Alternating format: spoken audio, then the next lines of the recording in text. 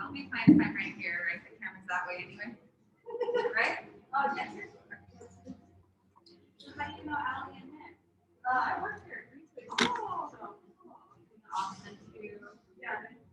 Awesome. I love your mask. Thank you.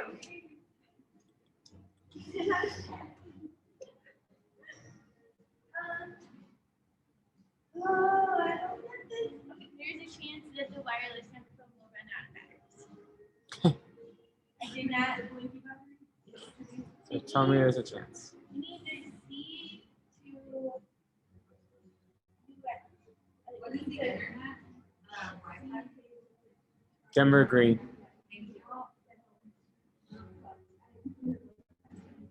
And just do green space as fiber? Yeah. you need to do that. You need to do that. Your call.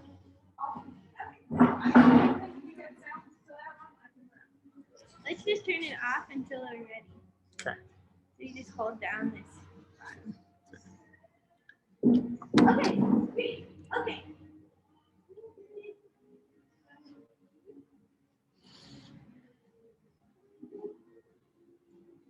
Is it like Denver? Oh, did I do the other? I did Denver Green. Oh my God. Check 1, 2, 1, 2. Hello?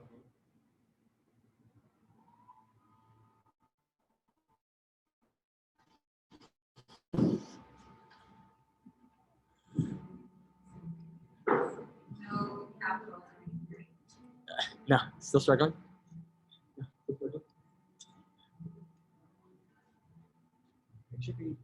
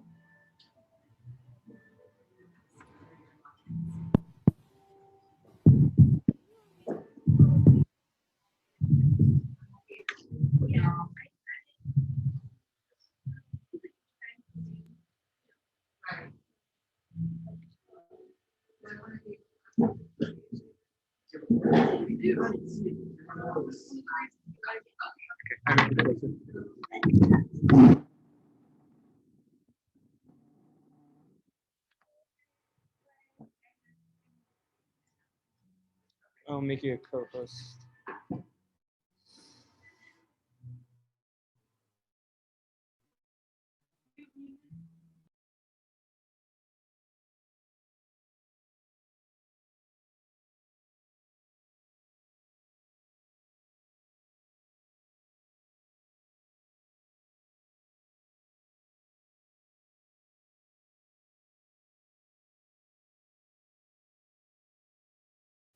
Test, test. Hello.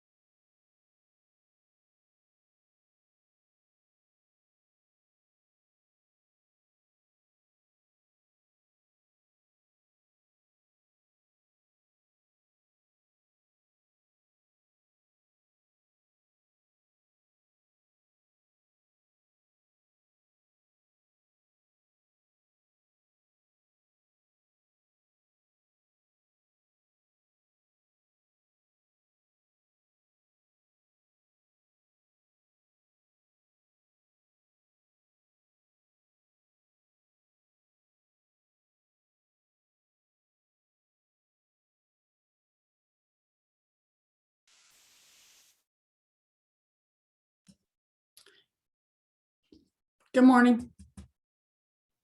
Morning.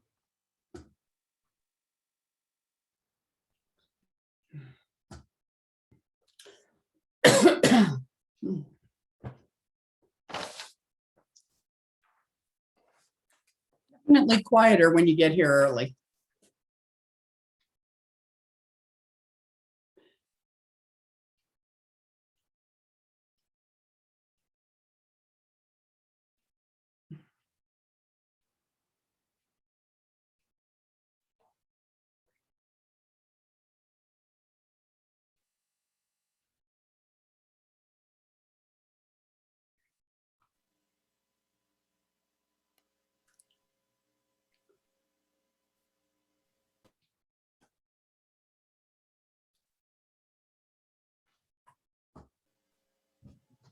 Hi, Angela and Mark. Hi, good morning. Hey, good morning. I'm making sure all my alarms are turned off. I'm gonna make you guys co-host, and then we can practice sharing screen. Okay. Okay, Nick, this is Alex Fink. Alex will do the presenting for Soundflow. Hey, good morning. Alex is gonna be presenting. Is that what you said? Yes, Okay. Yep. Right. Forget that. Right. So, Angela, do you want to practice sharing your screen real quick? Oh, yeah. Pardon me. Great job. Pass the test. Yeah. It's just all the faces are in the way. So, yeah. Awesome. Pretty good. I'll relinquish control. Darn it. I don't want to, but I will. Don't worry, you'll have power soon again. Awesome. And Alex, do you want to practice sharing your screen? Yep. Looks good. I think that's about it. It's taking a second to load up. Oh, I already closed it. Oh. Want you to try again? Okay, you're good. Yeah. Yeah. You figured out how to do it. Both of you guys passed the test, so that's awesome. Great job. I Well, kind of live this on isn't- Zoom, so it would be pretty embarrassing if I couldn't figure it out. Yeah, and nowadays that we've had a whole year of practice. Yeah. This is true. Fortunately, there's still people out there that don't pass the test initially. No worries. Angela, you are in Fort Collins, is that right? Unmute yourself. Still unmute yourself. Angela, I can't hear you. Here. Ask to unmute. Whoops. Yeah, I was invited to apply in Fort Collins, but I'm like, I live in Denver. I might as well put this on the list too. Oh, awesome. But I'm in Thornton. You're in Thornton. Okay. Mm-hmm. You should have came down to Green Spaces today and hang out with us. I have family commitments with No my worries. son that keep me up here. No worries. And Alex and Mark, where are you guys located at? We're in Austin. Awesome. Yeah, You and guys- so Nick, is this how long have y'all been back in person or doing the hybrid thing? Since beginning of April. We've been And trying. has that worked pretty well for you? Define well. We've had, it's been successful in terms of doing the events where we have people presenting online and in person. As in terms of just getting audience people coming out, it's just a slow process of getting people to come back out to these kind of meetings. So hopefully starting small and it grows and more people show up and we get back to our numbers of like 30 people at an event. But right now it's been about like 5 or 6, which has been fine. And hopefully it just kind of continues and keeps on trucking. Yeah, it's interesting to hear how others are doing it. I'm an organizer in Round Rock, which is just north of Austin. Okay. And we're going to do our first in-person event next week, actually. Awesome. Now, Yeah. it'll be a hybrid, but the presenter will be in person, and we'll see how many people show up. Definitely. So do y'all do this every week, or how frequently do you hold it? Right now, every week, as long as we have presenters in the pipeline. That's the other. It's a 2-system setup where you need to have people showing up and then also people presenting. So also getting the pipeline continuous. And as long as that's happening, then we can keep on having events. Right. Yeah, we only do it once a month because it was just too hard to maintain the crowds and find enough presenters. Yeah, it's tough. You just kind of keep on doing it and hope people recognize it, get value out of it, keep on coming. It's kind of full circle, and people present. And so, but it's been good so far. I enjoy it. Yeah, I mean we've had a good group, and it's worked really well for us doing it once a month. Awesome. And you're saying this is in Austin or outside of Austin? It's in Round Rock. It's just north of Austin. Okay. And do you go to the Austin chapter at all? No, we have a chapter in Round Rock. Okay. But the Austin chapter, do you go to their events? No, I haven't. Okay. And I'm not sure if they're even still meeting. Awesome. Do I see we have Nicole in today? Hi, Good morning, Nicole. How are you doing? I'm doing well. How are you doing, Nick? Good. Long time no see.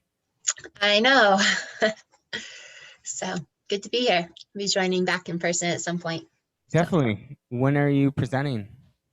I have the application up on my computer now. Oh, sweet. Multitasking. Great. Love it. Let me know, because I'm always here to support my cohort. Awesome. Thanks, Angela. Sure. So you guys know each other. Awesome. We do. So That's why I was kind of waving.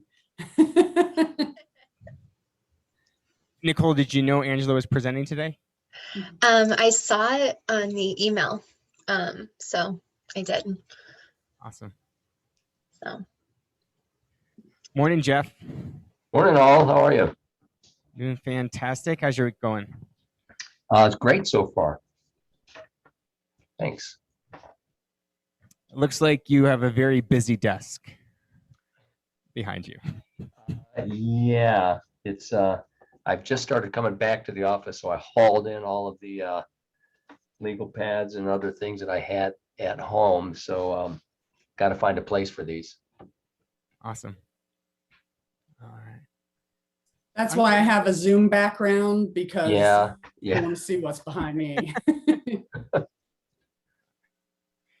Well, we're going to start up in about 8 minutes. I'm going to sign off real quick and mingle a little bit, but if you guys want to talk amongst each other, you can. If not, I will be back in a little bit to start the meeting.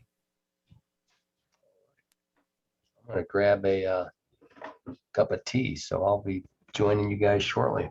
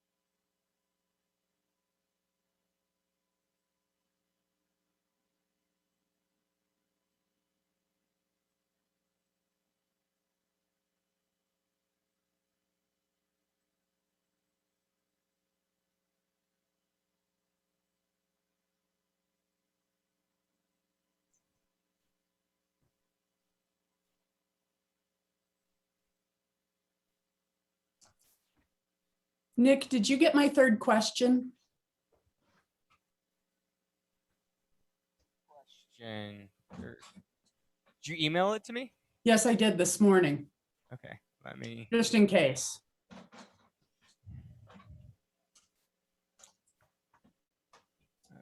I did not. Ooh, You don't mind resending? If not, it's not a big deal. I'm sorry? If you can resend it, that'd be great. If not, it's not a big deal.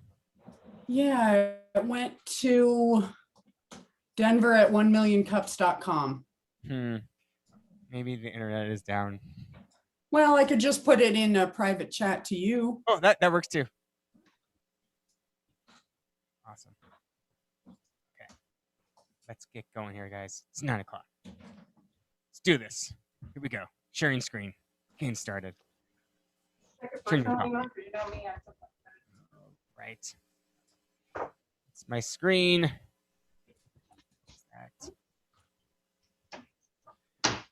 Before we start, some Zoom suggestions. If you can, please mute yourself when you're not speaking. In Zoom, you can do the raise hand button to ask a question. Also, you're welcome to use the chat feature in Zoom to connect with people, share links. Also recommend changing your name in Zoom, maybe doing first name, job title, first name, company. It's up to you. So my name is Nick Campion. Hello, everyone. I'll be your MC for today. You can add me on LinkedIn if you want. We have people here in Grease Spaces, if you can tell. And we also have a nice audience in Zoom, too, doing a hybrid setup. Love it. Here at 1 Cups Denver, we meet every Wednesday at 9 a.m. at Green Spaces and at Zoom. Here to drink some coffee or tea at every meeting. This is an opportunity to show off what mug you're using. This is my mug with the 1 Million Cup stickers, which are in my car. I have to bring them out so you guys can have some stickers if you want them. We do 6-minute presentations. After the presentations, 15 minutes or up to 20 minutes of audience feedback and questions. It's a great place for entrepreneurs to be vulnerable, open, and transparent. And we're here to discuss ideas, not people, and build connections. Who is new to 1 Million Cups today? 1, 2, awesome. Let's see in Zoom. Any newbies? Looks like no. Awesome. Well, thanks, guys, for coming out today. Here at 1 Million Cups Denver, we have a website, 1millioncups.com/Denver. This is where you can follow 1 Million Cups Denver, receive our weekly email to notify you who's presenting each week. And if you want to use an app, you can do that as well via iPhone or Android. We do have a LinkedIn group.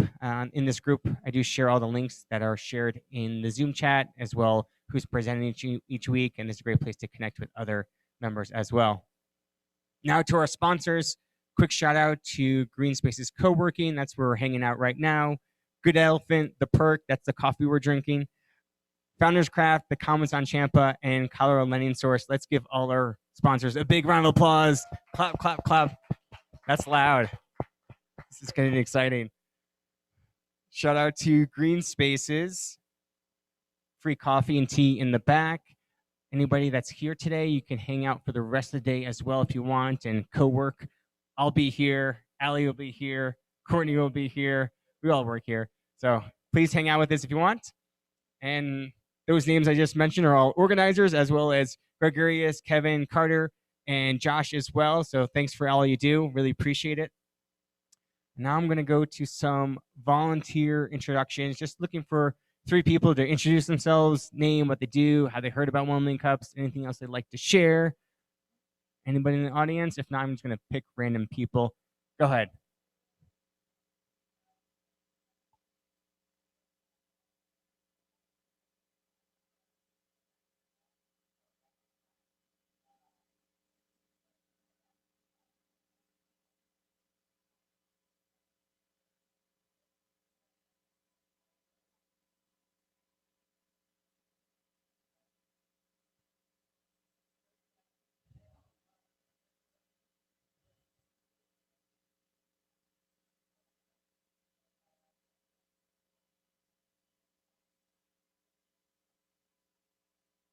Awesome. Thank you for that introduction. I wanted to say I was his first follower on Instagram. Very first. Dibs. I don't think we heard anything over Zoom. It was And just nothing. yeah, for Zoom, you're not going to be able to hear the audience, unfortunately. I do have a microphone, and during the Q&A, I will mask up and bring the mic around. But just for introductions, you're not going to be able to hear. Okay. It's I the was like, limitation of the hybrid setup, unfortunately. True. Yeah. Okay, we can do that as well. Okay. Who else wants to introduce themselves? Anybody?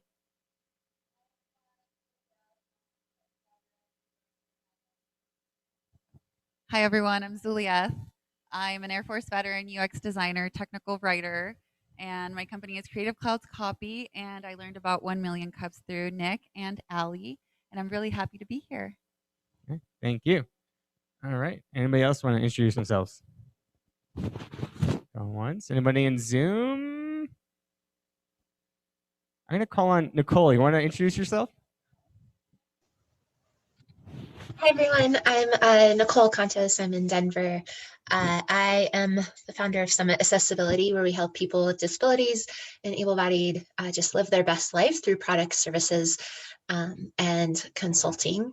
So I'm an occupational therapist and personal trainer. And then I learned about 1 Million Cups through some networking events, and then have gotten together with Nick. So excited to be here. Thank you, Nicole. All right, we're going to move on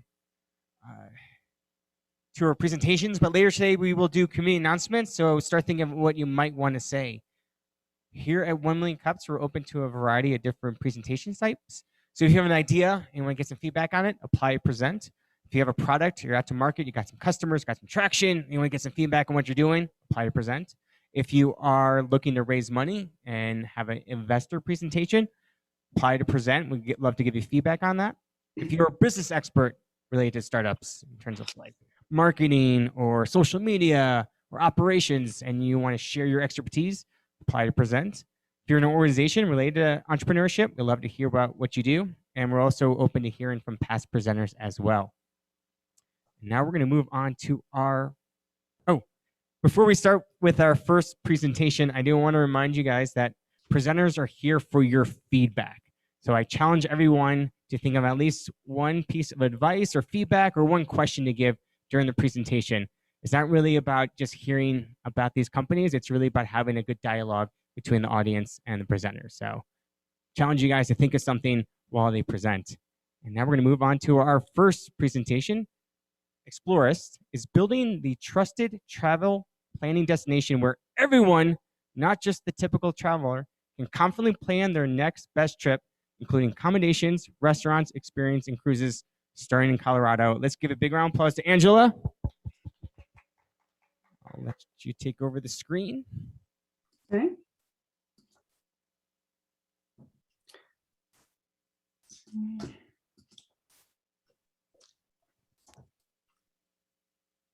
How's it looking? Beautiful. Okay, good. Good morning. My name is Angela Wilson, and I'm the founder and CEO of Exploryst. Exploryst is building a world where individuals with disabilities are empowered and able to successfully plan and book their next best trip. When you're searching through travel planning websites and tourism-based businesses for information, what does this word accessible mean to you? My guess is this: ramps and people that require the use of a wheelchair full-time with no lower limb mobility. What if I told you that this strict definition fits only 1% of people with disabilities? This is my family, and we love to travel locally and around the world. Our son uses a wheelchair, but with assistance, we can ambulate him up and down stairs, over bumpy terrain, and through narrow spaces. Because of this, we don't fit into that 1% accessible population. So there's a big problem. To find hotels, activities, restaurants that are accessible enough for our needs, we're forced to research and analyze every single listing all the way down to the fine print to gain those essential details that we require to determine if this is a suitable location for our family. And I found that we're not the only one with this difficulty. According to the 2020 Global Economics of Disability, there are almost 2 billion people worldwide who identify as disabled. That is about 25% of the population. Mobility and physical disabilities total only 31% of the entire disability community. Each of these populations have different travel requirements that go beyond what is readily available by that accessible designation currently defined by the tourism and hospitality industries. The solution is Exploryst. Beginning in Colorado, Exploryst is the first travel planning site providing the extensive details that people with disabilities require to successfully research and book their next best activity, tour, or experience. Within a month, we will be adding details for hotels and restaurants as well. So each detail can be filtered for just like your destination and your dates of travel. Some of the essential travel planning details that are required by people with disabilities include: what's the level of exertion of this activity? Are large print and braille menus and documents available for review? Are there ASL or audio tours? Also, knowing how much staff training they've received, and even food sensitivities in many cases. So I don't think the businesses are aware of this, but the US adults with disabilities control almost $1.3 trillion of disposable income. That's trillion with a T. If you add in the disposable incomes of our families and friends, that's another $7.1 trillion per year. And that's just in the US. Because of this purchasing power, we think we are not inconveniencing these businesses by asking for the details we need. Unfortunately, Exploryst was begun at a very inopportune time, the first quarter of 2020. But lately, response from senior groups and the disability community have been very positive. As you can see, during third and fourth quarters of 2020, the pandemic and quarantine definitely affected users' interest, which was mild to moderate. But looking over the last few months, new vaccines, increased thoughts of travel, traffic has grown over 100%. So Exploryst is borrowing the TripAdvisor model. Monetization avenues include online community memberships, travel agent subscriptions, corporate sponsorships, booking commissions, and information as a service where Exploryst would sell these details to other businesses. Right now, vaccines are rolling out and the thirst for travel is on all of our minds. The time to move forward is now. So we've contracted with the award-winning new media digital marketing agency to increase our exposure exponentially and take advantage of network effects, beginning our revenue monetization plans and move into a more favorable position for outside funding. We would use some of this funding to complete the entirety of Colorado's main tourism and hospitality business listings, build a scalable platform, and fill out our staffing requirements. The rest of the funding would allow Exploryst to expand to other metropolitan areas around the country and then around the world. Thank you so much for allowing me to share Exploryst with you, and I'd love to answer any questions you may have. Thank you. Thank you, Angela. Let's start off with a big round of applause. Clap, clap, clap. Angela, before we start with Q&A, what's some asks you have for the audience? Well, my asks are definitely any introductions you may have to individuals and professionals in the tourism and hospitality industry. I'm just a pissed off mom that couldn't find what I needed, so I don't have that background to know the full lay of the land. And then I'm also looking for a operations and finance co-founder that's interested in social justice. Yeah, you never want to mess with a pissed off mom. It's never a good thing. All right, in the audience. Here, hold on one second. Let me get ready for audience presentations. Yeah, we'll do that. I'll get a mic, clean it and everything. There you go. All right, go ahead. Hi, Angela. Hi, good morning. Good morning. So I have a couple things. First thing is, it was so cool when you just showed us your real personality. and said you were a pissed off mom.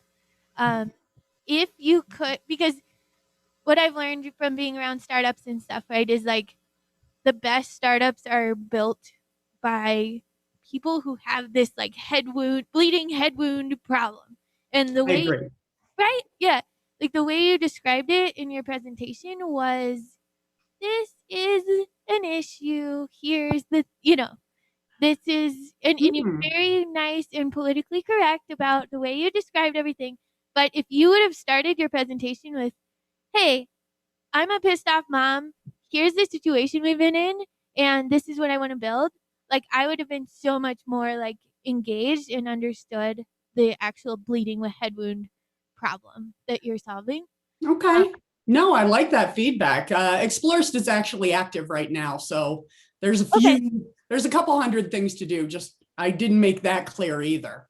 So, Totally. Yeah. but yeah, it depends on who the audience is Yeah. as Right. well. Totally. But And thank you. yeah, That's most great. audiences I think would appreciate understanding that. Also, my question is, what is your plan? So you said you're raising money, and it will help you grow into new markets. Correct. It would have been really awesome if you could explain how you plan to do that with the money.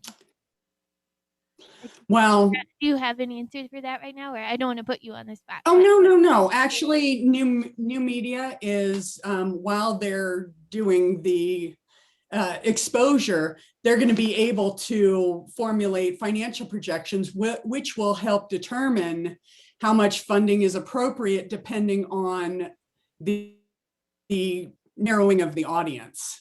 So, and there's a bunch of different ways. I'm not I don't have a technical background at all. So a CTO or somebody would need to be brought in to say, okay, do we go for just, as we've been doing it, the team going out and getting all the information themselves, or do something like Yelp did with some sort of gamification and you get all these cool ribbons or whatever. Or yeah, I need a little bit further down the line, yeah, technical help to determine the scaling and how that would work. Yeah, and that would be great. And as a startup, like, if you can have an answer, even if it's like bullshit right now, like, that would be amazing. Fair enough. If you could have told me like, hey, this is our plan, even if you don't know for sure that it's approved by an expert or whatever, like, if you're raising money, like, they need to know that you've thought about it and that you have in plan A or whatever that you're gonna try. Yeah, we're going to go into fundraising mode in the next 4 to 6 months. So sweet. Yeah, well, I'll have that before I'm actually in front of great. people Okay, with a good. checkbook. Oh yeah. Good. Okay, perfect. No, thank you. I didn't make that a little more clear that we're not into fundraising yet. We meaning the royal we, because it's just me. Thank you, Allie. Do we have another question or feedback in the audience? Hey, so I just want to reiterate what Allie just said. If you led with, I'm a pissed off mom, like, I think your whole presentation will pop. And yes, you got to do it to an audience, but even a more business audience, they're still going to, even if you drop that pissed off mom thing, I think that's going to just supercharge your presentation. All right. The question I did have, though, is how are you verifying the information currently? Because there was a viral post last week of a guy in a wheelchair who went to a hotel who said that they were accessible, and then his entire room was not. So I'm curious how you're verifying the accessibility level and the features that make it friendly to different types of people with disabilities. Well, I had a lot of time because no one was going anywhere in 2020. So this was the 200 plus items.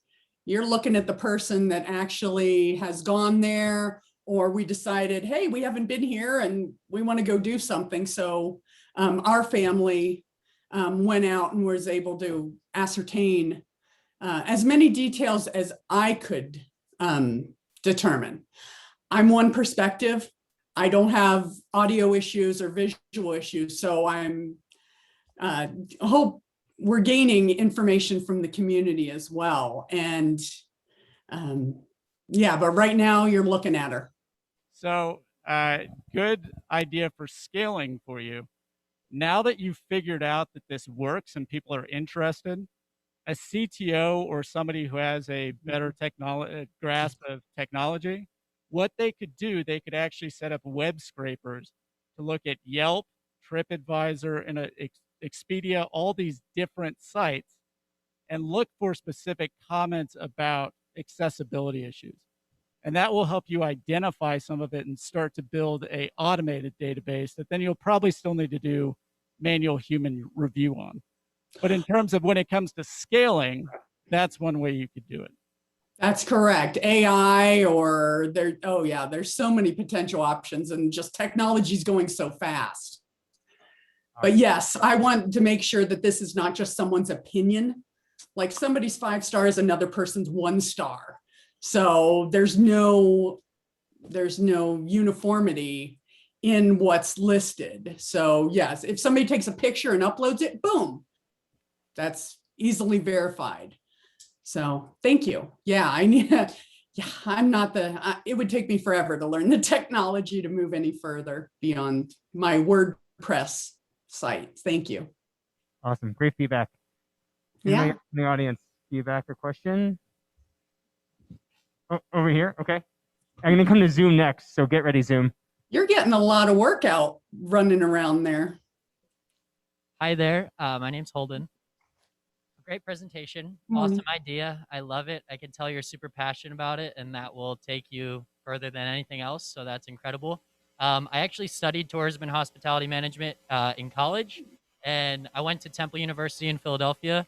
Okay. And I'm just curious, have you reached out to any or explored any of the college programs teaching tourism and hospitality? Because I think that would be a really great resource for you to potentially get interested individuals that want to help you further this idea. And by that, I mean students that could potentially be interns, or you could offer jobs out of college. A lot of the program was surrounded or was tailored towards like hotel management and stuff like that. But we had classes specifically on diversity and inclusion within the industry.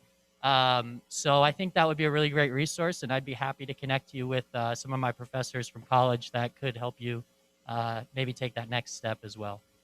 That would be wonderful. What I had reached out, there are some programs for therapeutic recreation. So it's more with the user's point of view, the travelers. But I never. Well, that's duh. I mean, what? That's perfect. I would love to be connected. And Philly's a great town too for mobility. Yeah, I'm happy to connect you. That'd be great. Yeah. Awesome, great feedback, Holden. I'm gonna come to get the mic from you now. Okay, fine. Looking at the Zoom audience, who has feedback or question for Angela? If you can use the raise hand button, that'd be awesome. If not, I'm gonna look at everybody here. Oh, Courtney.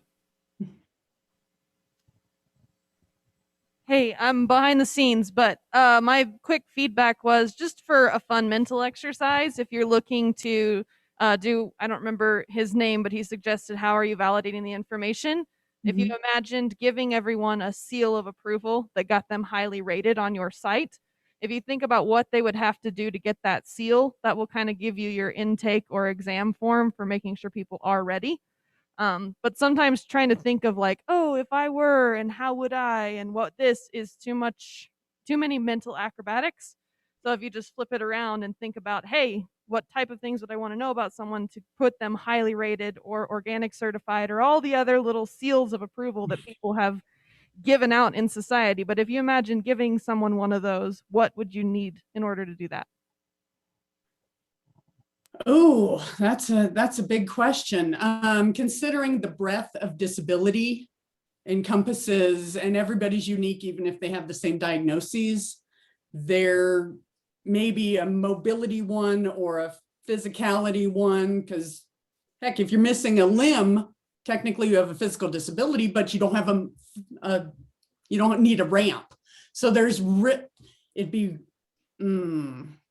that'd probably need to partner with a nonprofit to show that, hey, this is, Yeah, well, you could I'm also not the do. savior type of thing. It's about all of the, everybody coming together to make sure that the information is correct. And people could get different versions of the seal. You know, one That's is like true. highly So- rated for visual, Over. highly rated for mobility, highly rated for, and then of course, like the cream of the Ah. crop are the ones that have covered all of the overarching, you know, areas. Maybe you identify 5, and then they can get each one individually, and when they get all 5, then they get top rated or something like that. Along with a fee. Of course, There's another no one partial doesn't pay for monetization. certificates. Well, who knows? But I had thought about the seal of approval, but with all trying to have everything overarching, I didn't think about having it in silos. That's a great suggestion. Thank you. Great job, Courtney. That's why you keep me around. I'm here to help. Half mine. Like the Olympic rings, where each one of them is a different area, and then they There get you go. all 5. I don't know. It could be a lot of fun. Love it. I'm looking at the Zoom chat, Angela. We have some feedback and questions. Okay. Nicole asks, would love to see more info on companies you already partnered with and a few examples of the activities you have identified. Oh, yes. You mean in the presentation? Okay, gotcha. Because I could take the next two days telling you all about it, but at least it's an active site that you can go to. Awesome. Well, I think it's important for people who are not familiar with the space, especially because it's so. I've just lived it so long, I assume, and that's a wonderful suggestion. Thank you, Nicole. Ian has a question/comment. Have you considered converting to a nonprofit or wholesale business and creating a model and guidelines for a disability metadata model that TripAdvisor, Yelp, and others can adopt or subscribe to? Well, nonprofit. Right now I'm an LLC, single person. I'd like to be a public benefit corporation. My knowledge and my research is for-profit can reach more people faster. And if I'm incorrect, oh my God, let me know. But that information as a service, as I mentioned in one of the monetization strategies, that would be something that businesses like TripAdvisor and that could subscribe to get some of those details. Awesome. Anyone else in the audience? Feedback or question in Zoom? Going once, twice. I can ask one. Oh, go ahead, Alex. So I guess first of all, I want to second a comment that I heard earlier that it sounds like it would be great if you could automate the information gathering somehow, because you contacting each venue personally and then trying to verify that information to make sure they didn't just say yes to everything. That sounds like it won't scale fast enough. So if there's a way to let the community participate, if not scrape automatically, just let people enter the information and then you just have to verify. Perhaps it would help you grow this database faster. Right, businesses would be able to add their own stuff and then just send some pictures and boom, that's easily. Well, yes. That's one element. The other one is perhaps you can let people leave reviews or comments or add information. Then instead of asking the business, what accessibility features do you have? You could tell them, a visitor told us you have this thing. Do you really have it? And that's an easier question for them to answer. That's a yes or no. It might go faster. The other thing I wanted to mention, and I know this doesn't quite fit your mission statement just yet, but most of the issues you've described, I've encountered by just trying to travel with a 2-year-old. Oh, very true. Trying with to figure out, does this hotel room, they say they have a suite. Does the door close so we can put the 2-year-old to sleep in the other room? Does it have a kitchen where we can warm up some food? Right, so all of these metadata about accessibility features, they apply to the general population too, I think. So once you've addressed the issue that you're focused on, I think you can scale it to 100% of the market and not just 25.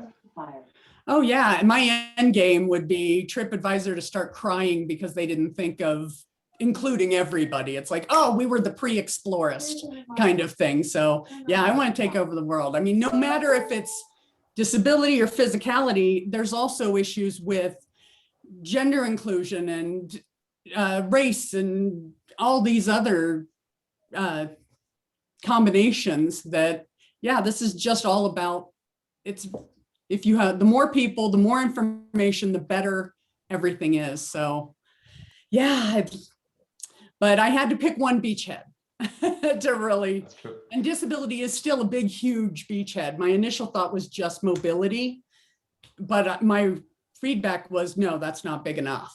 So yeah, whew, I'm in for a lot of work, but I'm loving every minute of it. Great feedback, Thank Alex. you. Thank you. We have one last question from Allie. I really respect your thought process on narrowing down first and not trying to be everything for everyone, because that's really hard. Also, I just had a question about the name. So like, I'm wondering what your decision was, process was like on the name. Just because to me the name doesn't like scream like this is the thing for disabilities. So I guess that's kind of cool that it leaves it open for you to open it up to, everyone eventually, which is cool. So Exploryst came from the combination of explore and catalyst. So that's how the name came to be. Plus it's easier to trademark something that's not a real word. Well, the word Exploryst is real, but the Y makes it not a real word. So that helped definitely with trademarking. But as we progress, if new information comes in that says, no, it doesn't really resonate, then you change it. You go where the data is. You go where the users want. So thank you. And why not add a Y? Moving on to the final question. Angela, what as a community can we do for you? Oh, I thought I already answered that. About it's been a while. Oh, okay. I know, who can remember that far back? Not robots. My brain Swiss cheese a little. Any connections to the tourism and hospitality industry professionals? Because I'm on the traveler side, not on the industry side. So there's a lot of things I don't know. And I want to make sure that I know the lay of the land before trying to scale and get bigger. The other ask would be an operations and finance founder that is interested in working hard, but also social justice. Unfortunately, right now it's just equity. I'm not getting paid either. So within the next 4 to 6 months should be revenue and or funding. So hopefully a short time frame for that, but I can't do this alone. Understand. Or if I do, my brain will explode. And I'll be disabled from a lack of brain. With that being said, let's give Angela a round of applause. I don't know how to follow that up. Thank you. We're going to take a short break, 5-10 minutes. Quick question, I'm sorry. The gentleman that wanted to share wanted to connect with me, should I put my contact information back up? Yeah, I'll share it with him, but okay. Yeah, I'll make that connection. All right. Cool. Thank you, Angela. So people here in Green Spaces, take 5, max 10 minutes, get some coffee, mingle a little bit. People in Zoom, hang out for about 5 minutes or so, and we'll come back for our second presenter as well. So, go.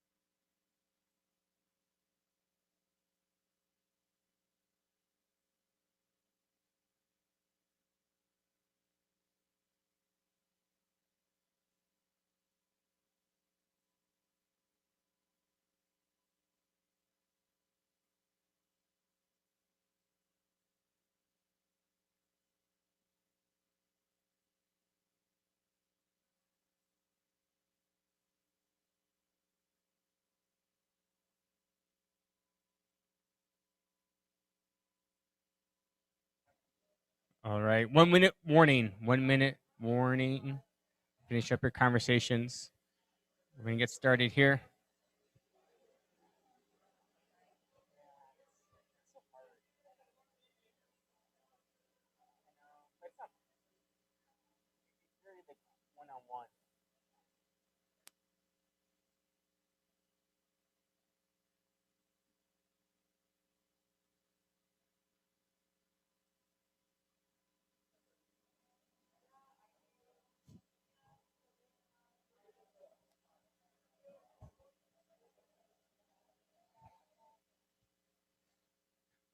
All right, take a seat.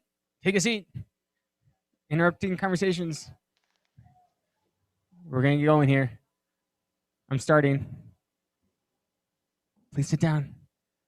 Okay, continue later. Okay. Hi, guys. Welcome back. Nick here, MC, 1 Million Cups, Denver.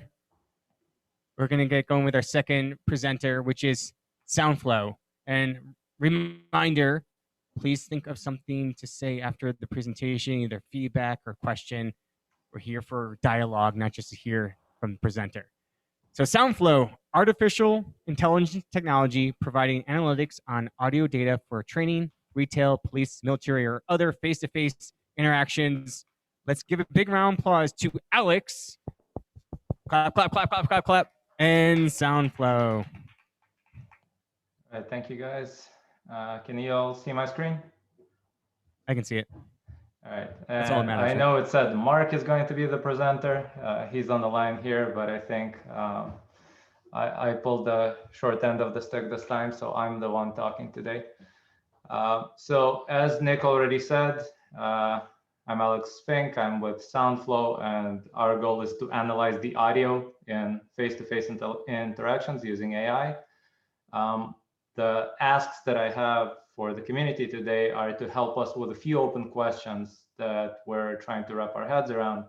And the big one is, what is the best application for our technology? Because like Exploryst, we chose a very unfortunate time to launch our product.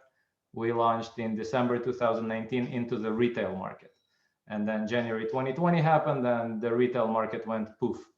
And so right now we're basically open as to which market we really want to target the technology for. If you can think of a specific niche where this would be a great fit and solve a real pain point, that would be amazing feedback for us. And if you can help us also with some ideas about business models and pricing, that would be great. So quick overview of what it is that we've developed. So we started with the general idea that in retail, there are video cameras and there are AI systems that do retail analytics for who a person is, where they went in the store, what they looked at, what they touched, how long they looked at it, whether or not they bought it. All of that is being analyzed already. But when a person starts talking to a salesperson, it's a black hole. Nobody knows what was said and why a person did what they did afterwards. So we wanted to analyze the content of these conversations. And of course, retail is just one example, but this applies to just about every market where there's a conversation between two people and something happens as a result of it.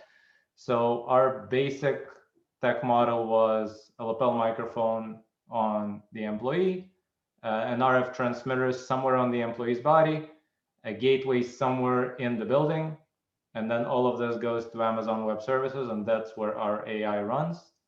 What we're able to do is we take a noisy face-to-face interaction, one that has music playing, multiple salespeople talking in the same room.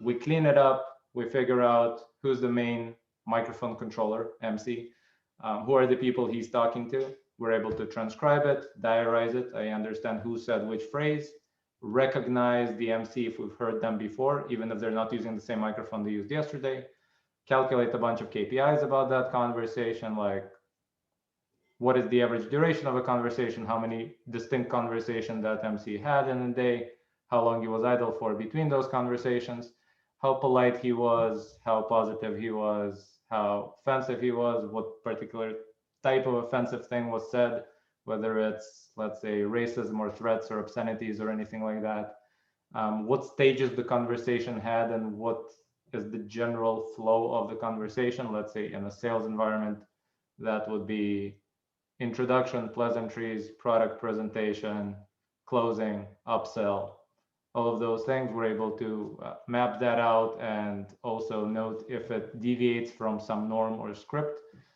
And of course, we have a bunch of internal tools just to annotate audio for all sorts of scenarios, because you can't develop this without them.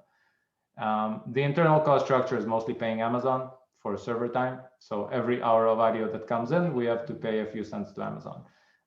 This means that any business model we come up with has to have some ongoing pricing, or we have to charge some way on an ongoing basis because our costs are ongoing.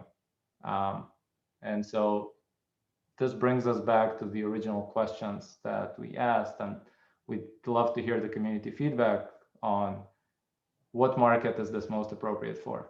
We're currently in contact with a couple of police departments, but we don't know whether analyzing the audio from police cameras is the best application for this, or at least the best application to start from.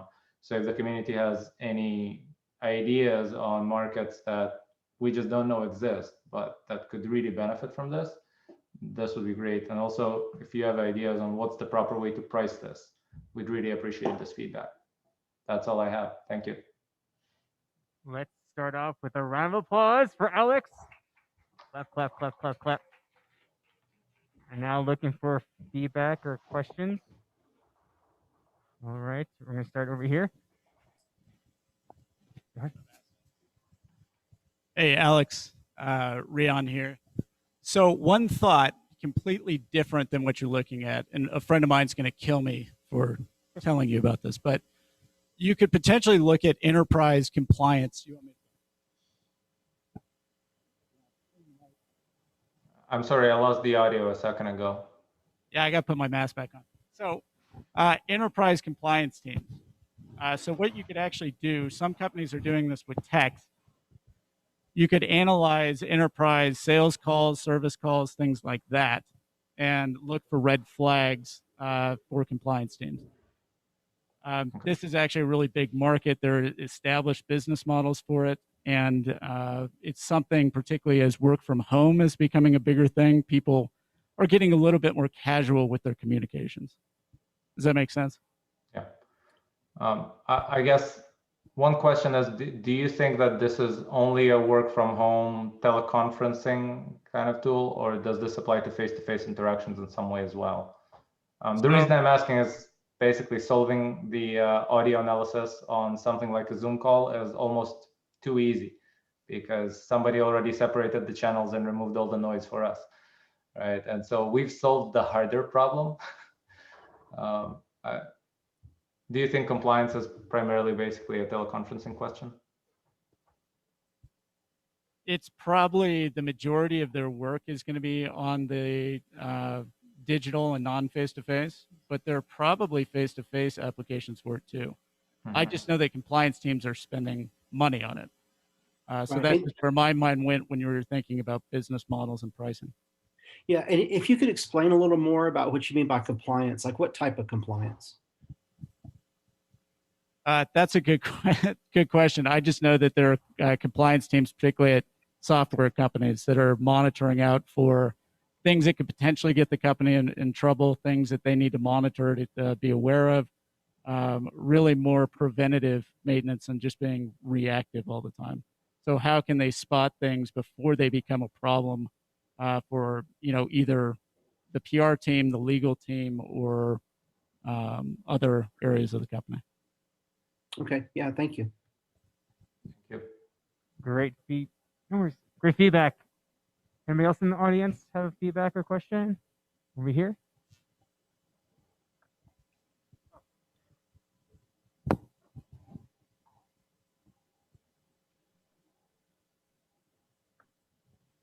Hi, this is Julia. So what I'm thinking is you could definitely apply it to face-to-face. I don't really know how you would find this, but as a technical writing, and that's my background, I'm thinking style guides and branding. And I don't know if you're familiar with a style guide, but any company that has invested in a style guide, and I'm talking big companies, and you can just Google style guide and a bunch will come up. Basically, what a style guide does, it's the copy behind the website, the words, the branding, what those face-to-face interactions need to be as well, and what those employees need to actually tell either the audience or users or potential customers the exact words that need to be used to sell a product. And I think that maybe you could measure the style guide and those words and seeing if it actually um, helps the company grow. I think you could apply it somehow to that. I'm hoping that that makes sense. And I explained that well. Yeah, so I guess my question is, are there style guides for verbal communication? Because Yes. I've seen those for copy, but Yes, there's style guides for so the bigger companies, everything that's in the style guide, for example, it could be something really basic, such as when we're face to face with a customer, say, or let's just say Banana Republic, right? And a customer goes into this retail store and they want to buy a pair of jeans, right?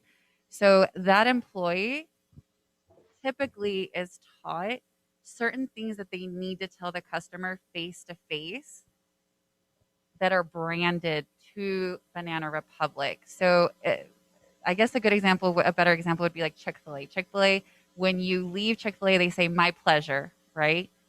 That's what they say. That is their branding. That is a part of their style guide. And it's more than that. That's a very like simple example, but it goes into just all of the branding and every word that is used to convince whoever is investing in the brand that they are unique, that they are,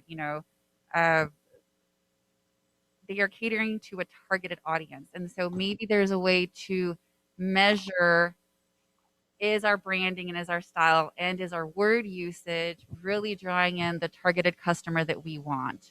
Is it really that person that makes this X amount of income?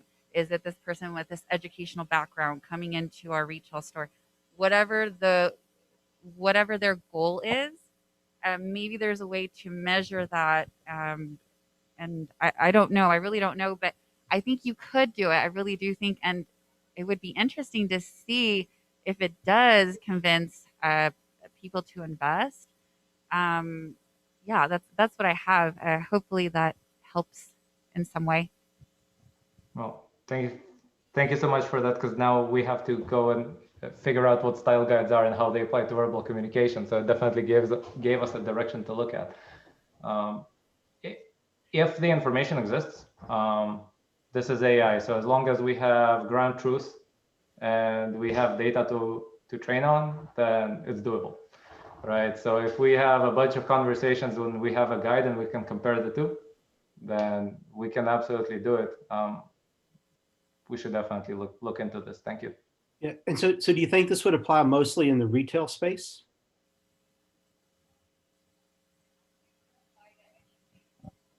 I think it could apply to anything, even like a training environment. So I also come from a military background. So maybe even in a training environment where, you have an instructor and they're hands-on, face-to-face, and maybe there's a way to measure if whoever is being trained, they're actually absorbing the information. Another thing with compliance that was mentioned earlier, also you could even look into compliance within the healthcare industry, like HIPAA violations and other things like that, to avoid, legal issues. I think it's so applicable to everything, really, but there's a lot within the style guides because, again, all of the big companies have a style guide and they're all publicly listed. So, like, if you go to, like, just Google, like, GoDaddy.com style guide, it'll come right up and it'll show you the exact verbiage and words that are used for their branding. And that's where I'm thinking, I don't know how your technology works exactly, but I'm sure that you could measure whatever is in the style guide and seeing if it actually is a return on investment for that brand. I hope that helps. Yeah, thank you. Thank you. Well, we just gave you some homework to learn about style guides now. Right. Yep. Angela, I see you have feedback or a question in Zoom. Actually, I'm not sure if I missed it, but what was the original intent in the retail space for this product? So the original intent was basically to analyze the active sales phase, where a salesperson is talking to a buyer or a group of buyers, and whether or not what they're doing works as well as it does for other salespeople, right? So if you imagine an AT&T store, there's 4 salespeople. Each one of them converts at a different rate. They're all doing something different, but the store doesn't quite know what. So today, the only tool they have is essentially listening in on the conversations and trying to catch. Well, that's kind of like that branding style guide, developing the scripts. It does, and this is why the style guide probably applies to the same market we looked at initially, but it just, instead of saying, we'll figure out what improves sales, it seems like we will figure out whether or not you're deviating from what the brand wants. But it does seem like to apply to the same market. Yeah, it could be used in conjunction to even better the branding. It's like, oh, well, we thought this worked, but actually it may not. So, okay, interesting. Thank you. Thank you, Angela. Courtney, do you have questions, feedback? I'll come over here. We got so many cameras running, it's ridiculous. I was gonna say, it seems high level like you have 2 options. One is to go with people that are already measuring sales and want to do it better, like you mentioned AT&T, where they know certain salespeople do better, but they can't figure out why, and they want to pass on the magic dust to every other employee. But option 2, I would say, is an industry that was probably more untapped and doesn't understand the value of sales, but all their sales happen face to face. So I'm a coach, and I think the entrepreneurial space is really vibrant right now, and everyone's an entrepreneur, and half the people I know are coaches. And a lot of what we're going to be doing as the world opens back up is networking events. So if you imagine wearing a microphone at a networking event and then being able to follow up with yourself, because so often as an entrepreneur, you're just by yourself. You don't have a business person standing next to you being like, you shouldn't have said that. That was a horrible thing to say to a prospective client. But being able to look at the data based on who you talked to that night and how they follow up with you and see the relationships progress, almost integrating it with the CRM style, to know what we say about what we do that works really well with the people we're trying to sell to. So, if you wanted a different direction, if you feel like the retail space is too saturated, too open to any of these other things, I would try with people that, especially at this price point, if you're talking about a mic per month or initial small investment, you could say unlimited conversations for X, or, only 10 hours of, transcribing and data for this amount. Then anytime I'm going into a high level meeting where I'm like, man, I want to know exactly what happened here. Not just, oh yeah, I felt good about it, but, talking about vocal inflections and words they use that may communicate value. So in future conversations, I can take it to the next level. So that's really an interesting direction, but let me ask you the following. Would you be comfortable wearing a microphone going into a big meeting where the people you're meeting may not expect that in advance? No, absolutely. And I have no problem telling people that I am recording the conversation, and that's just so that I can follow up and make sure I get all the notes. I think as a solopreneur, I'm the only person there. They have to expect that I'm not a superhuman and can remember everything that's said. So if we're going in and just being like, hey, this is just for my reference, I'm not going to do anything with this, I'm not going to share this conversation, but I need to be able to take notes afterwards, and I can't remember it all. So when you come in with 50 people on your team and somebody's taking notes and somebody's putting a pitch together, very different vibe. But when it's me walking into a room, I think that they'd be okay with it. And they can always say, absolutely not, sorry, it's not okay. But overall, especially in Colorado, and I don't know how this would play in other states, there's a one-party recording option. You don't have to tell anyone that you're recording the conversation. So legally, you're covered. Yeah, it's true for 30 something states, and then there are, I think, 14 or 15 where it is all party consent. Yeah. But I think if you just talk about it and you're telling them why you're doing it, it's so you can better serve them. I mean, it's on every single person that I call now. This call will be recorded for quality and training purposes. And I basically think you're going to have to carry that type of a thing into a physical meeting, because for me personally, I already assume I'm being recorded. The way things go these days, I just assume everywhere there's somebody's You're listening. being recorded right now. Yes, well, I know that because there's a damn little icon in the corner. Cool. Yeah, I mean, feel free to follow up. I know we're kind of short on time. I think we have one more question here, but just an idea. Yeah, it's a great idea. Thank you. Yeah, thanks. Thanks, Courtney. Great feedback. One more question. Hi, I had spent some time working in an operational efficiency team at TD Ameritrade, and I spent 6 months working with their national sales branch there. And I can say that through Cisco, we had similar metrics to the dashboard that you put up, where we could see connection times. We can see, we had a metric that we called client-facing time, which would just measure if a call connected for longer than 10 or 15 seconds, so we knew it wasn't a voicemail. So, I mean, there's definitely value in use there, but I think just the pitch there would have to be on, you know, the value and the quality of the qualitative measurements. I don't think we went too deep into, you know, how you're really measuring sentiment or presenting that. But I think that would be the real difference there on how this either augments or replaces managers listening into calls and reviewing it in that way. You know, can it help design effective scripts? And then just another space where I thought this could be really useful is in consumer product reviews. Whether you're in, you know, a room taste of new Oreos or, you know, online reviewing a website, if you can measure the sentiment and see what people were really passionate about or really frustrated about, I think that could be helpful. Awesome. So the irony is one of your comments is sort of the real answer to the other, which is we train the sentiment analysis tools by using online reviews as ground truth. It's just a quick hack to train the model. If you have Yelp reviews with the number of stars and the words people use, then that is a pretty good approximation of what people think when they use certain verbiage. So awesome. Well, Alex and Mark, one final question. What is a community can we do for you? Well, I think a lot of it is what we've already received, right? It's just looking for other avenues, looking for other markets where we can potentially apply this technology. So I appreciate everyone's feedback. All right, with that being said, let's give them a round of applause. Thank you. Sorry for going over. We're going to finish up in a couple minutes. Looking for any community announcements. Anybody here in the audience want to share anything? Allie? Yes, hi, I'm the annoying one who always does the community announcements. So just doing another shout out for Green Spaces. We have a lot of community events going on here.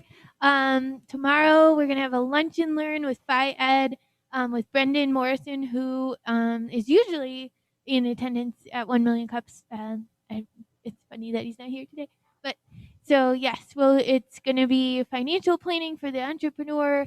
It's here at Green Spaces in Rhino at noon tomorrow. So you can sign up for that on the Good Elephant app. And then we'll be having other events which you can find on the Good Elephant app here at Green Spaces as well as other places around Denver. So all kinds of different startup events and networking events and yoga and meditation and things like that. So I'm done now. Thank you. Thanks, Allie. You know, last week we had a great Earth Day event. Went around, picked some garbage, had some beers after. Anybody else have an announcement? Hold it. As I mentioned, guys, I'm starting a project called Why We Are Happy. It's an Instagram page that takes portraits of people, or I take portraits of people and just ask them what's making them happy in life, and hoping that that can inspire some happiness to the next person. So if you guys could give the page a follow, it's just at Why We Are Happy. Pretty simple, and hopefully that continues to perpetuate the idea of happiness, and that's what makes the world go round. So just trying to spread as much of it as possible. And if anyone here would like to participate, I'd love to take a portrait of you and just ask you what's making you happy today. Thanks, guys. I'm happy because you guys showed up today. Thank you, Holden. Any last announcements? Anybody in Zoom want to share anything? Going once, twice? Awesome. Awkward silence. Moving on. Next week, we'll be doing it again.